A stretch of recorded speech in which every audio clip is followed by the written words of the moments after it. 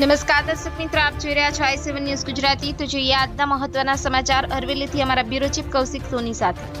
ભિલોડાની પ્રેરણા સ્કૂલમાં બોર્ડના વિદ્યાર્થીઓનો વિદાય અને બાળમેળો જિલ્લા અધિકારીઓની ઉપસ્થિતિમાં યોજાયો।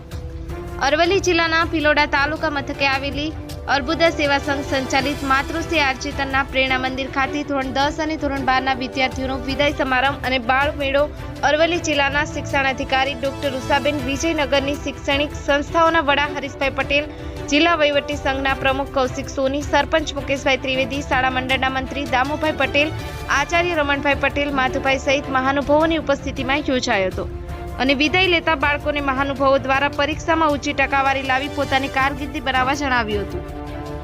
કૌશિક સોની, i7 ન્યૂઝ ગુજરાતી, હરમેશ સત્યની સાથે।